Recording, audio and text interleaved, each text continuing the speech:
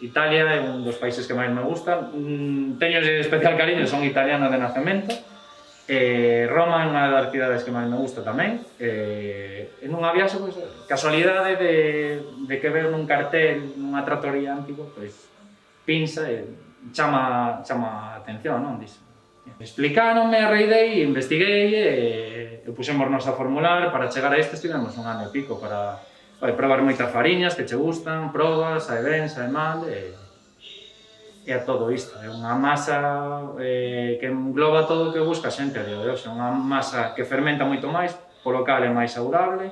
Ten a súa orixe en tempos romanos do Imperio. Era un produto que facían os campesiños, que facían xente pobre, cereais, os machacaban e os mesturaban e as fermentaban nas cuncas das árbores. Isto ali fermentaba e quecían as pedras e collían a masa e tiraban, sabes, calcábana por riba, que en latín pinsare e dar forma, calcar, de aí ven. É como definido, é un híbrido entre unha pizza e unha focaccia. Nico medrou rodeado de fogóns. Agora, con 29 anos, despois de estudar marketing e dirección de empresas e traballar en diferentes lugares, decidiu abrir en decembro de 2018 o seu propio negocio, La Pinza di Nico. Os meus pais coñeceronse en Suiza. Meu pai é italiano, a miña nai é galega. Un restaurante, despois montaron aquí os seus propios negocios. Son fillo de cociñeiro, de restauradores, vamos. E sempre tes unhas nocións. Panadería non deixa de ser unha variante de cociña.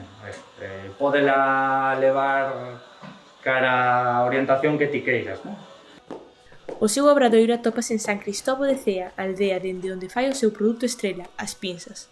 Ademais, tamén fai outros tipos de pans, como pan de molde, pan para hamburguesas ou incluso de algas. Cea é coñecida polo pan de Cea, non por outra cousa, e que, a ver, hai moita tradición. Que pasa? Eu vexo no meu povo, non? Cando eu era pequeno había...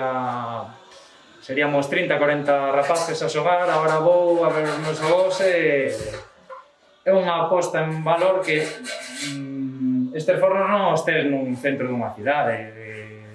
Eu teño a sorte, ou, bueno, considero que son afortunado. En frente a casa dos meus avós había un forno de leña antigo no cal se cocía pan, pero non para a semana, facían pans para un mes ou cousas así. Bueno, meus avós cocían e demais, e, bueno, sempre houbo esta tradición, e entón, pues, bueno, son cousas que che sonan e despois, bueno,